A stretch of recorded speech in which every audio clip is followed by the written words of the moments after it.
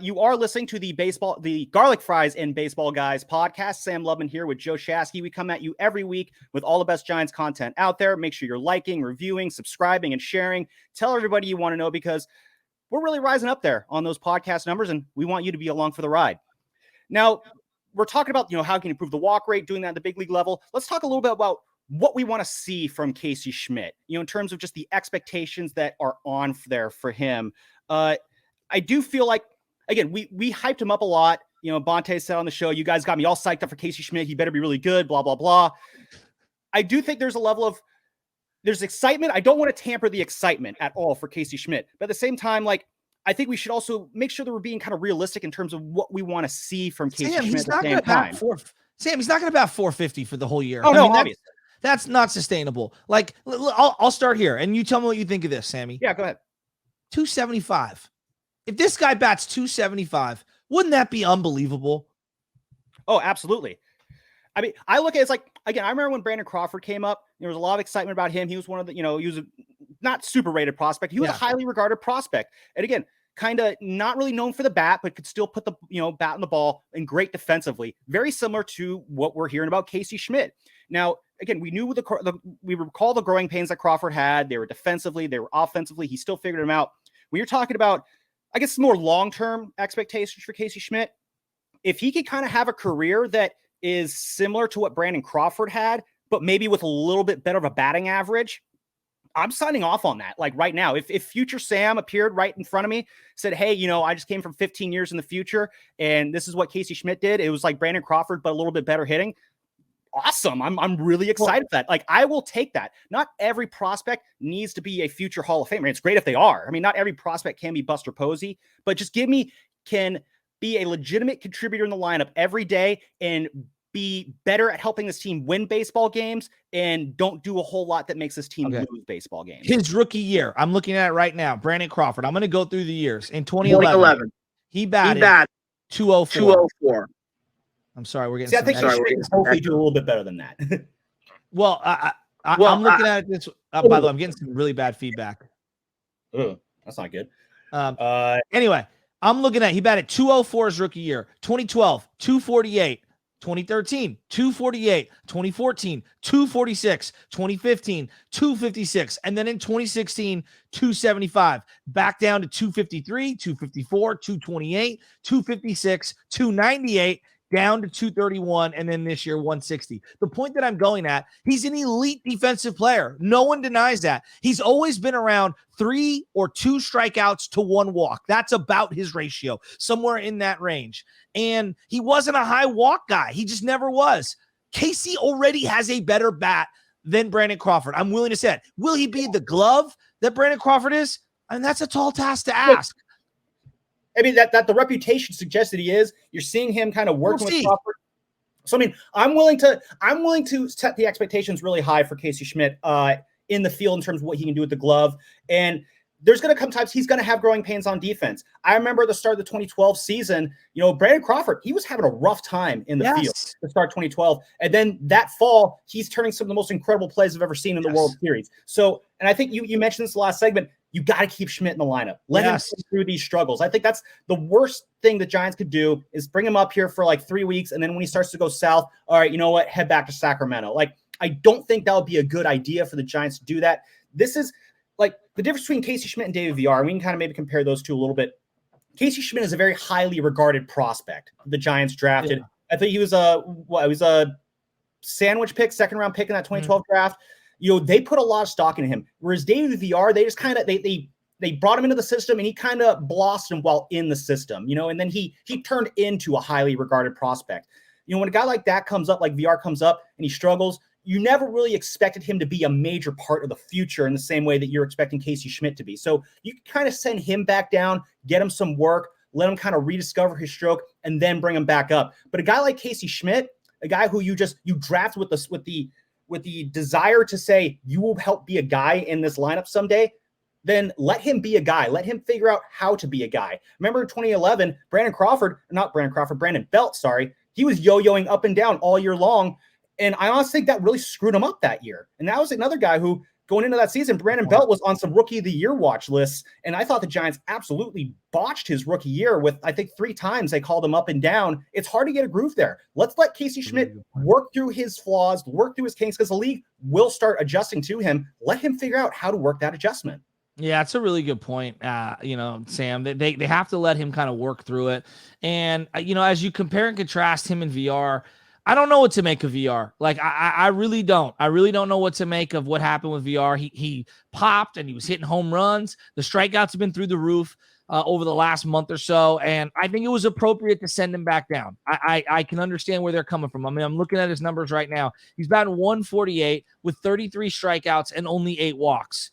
I mean, I know he's got the 4 home runs. He's only got 13 hits. So let's put this in perspective. He played almost 2 months, and he's got 13 hits.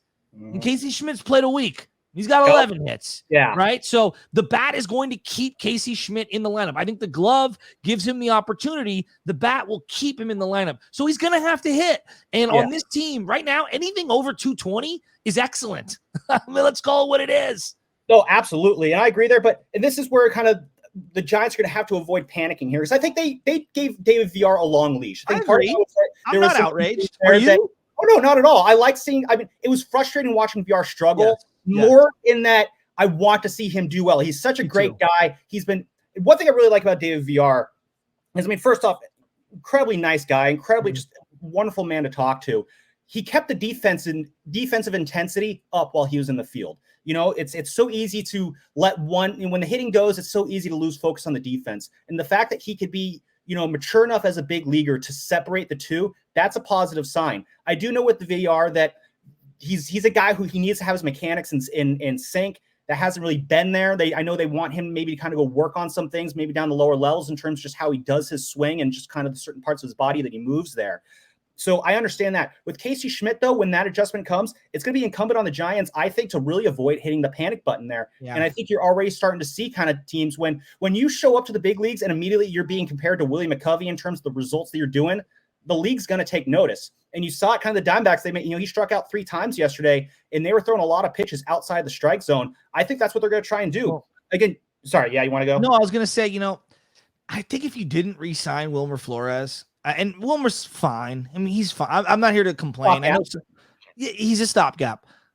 But this is where you get frustrated, right? Like, if you're a Giants fan and you're saying, like, young guys always getting blocked by old guys, you maybe would be able to tolerate David VR continuing to struggle because you don't have a Wilmer Flores, a right-handed guy who can only play first base. Like, maybe VR gets some of those spot opportunities at first base.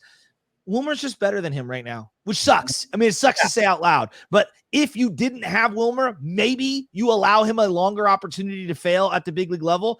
But I do think he needs to go back down and work on some things to gain confidence and come back up. I still want to see him at second, at first, at third occasionally. Yeah, I mean, the guy like a Wilmer Flores, you keep him around because the Giants have this decision where they want to rebuild, but they don't want to tank at the same time, which I get that.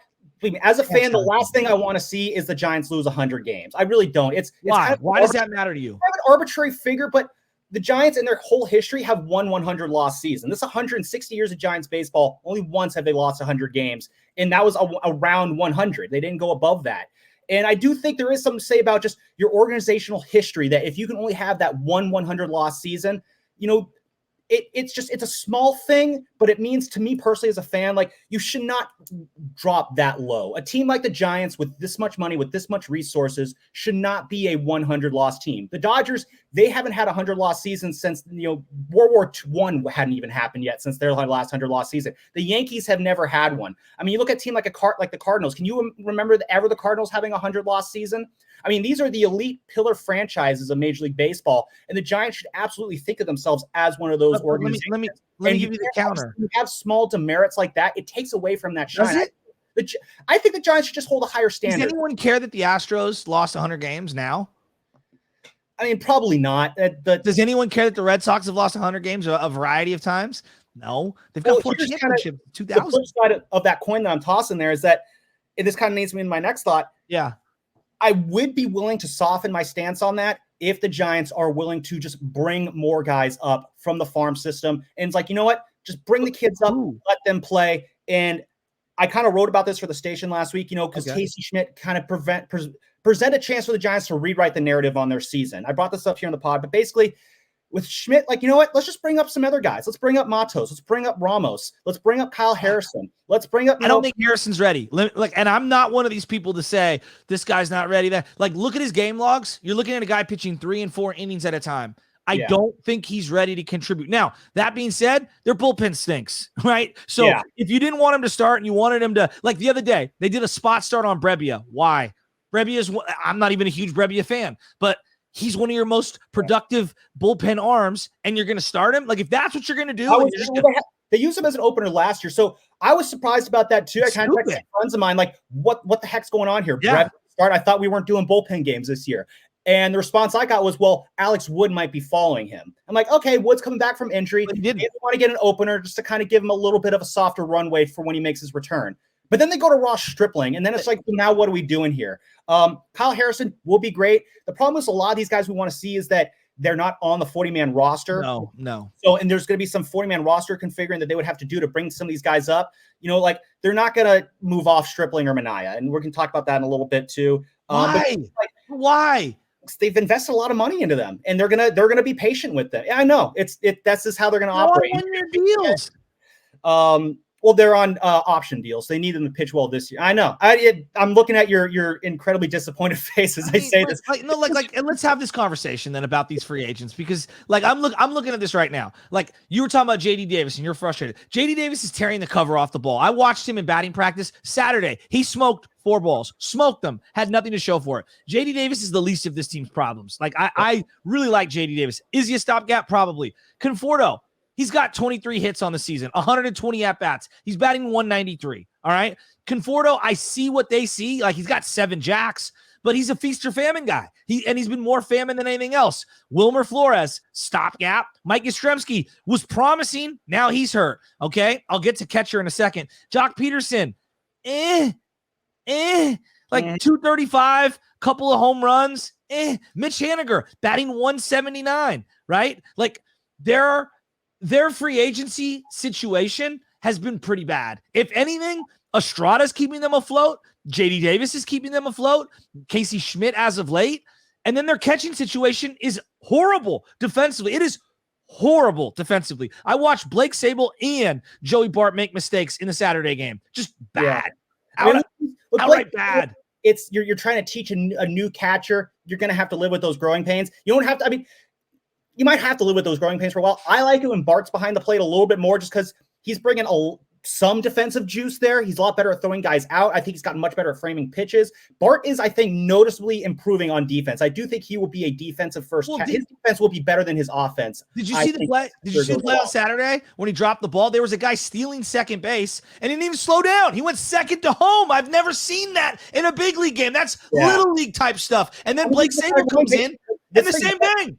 This is the kind of growing pains that we're just going to have to deal with bringing these guys up here. And that's where I think. But when you talk about, and we can get back to the free agent in a second, I just want one last note here in terms of just kind of with guys we bring up. In terms of just the 40-man roster, again, I don't know. We can't really do anything about Jock, Conforto, Haniger, those guys, or Wilmer Flores. But guys like Brett Wisely, Isan Diaz, Cal Stevenson, those are guys who are also on the 40-man roster. And if you need to, bump those guys off to get like a Grant McCray or some other guy who's in the lower minors and the upper minors to sneak them onto the roster, like Brett Wisely's doing nothing for this team. You're not losing sleep if you DFA Brett Wisely. You can move off those guys and Matt Beatty. Why is Matt? Matt Beatty. You acquired Matt Beatty. Why? Yeah. At this point, and I know, whatever would happen with Bryce Johnson, I'd rather see him for 2 or 3 weeks, and then if it doesn't work, DFA him too. Mm-hmm. And I think those are the guys who I think you might want to keep your eye on just these next few weeks. Yes, I do want to dive more into the minor leagues and to bring guys up like those fringe guys on the 40-man roster. Those are probably the guys who will most likely be expendable there. Can I ask you this? Yes. Are you okay, Matos? Excuse me, not Matos. Ramos. Okay, Elliot Ramos. What do they lose if they bring him up and he bats under 200? What are they really losing? He has no trade value. No one's jumping over them. At least let's got to know. We need to know for sure. Is Ramos a part of the future? You bring him up, and you find out. He's been struggling at AAA. He's been struggling at AAA, and just give him a chance and let's just see it. Yeah, because at this point, if you're sitting here saying we can't bring up Ramos because of a playoff spot, that's how you lose credibility with the fan base. I totally agree. You are listening to the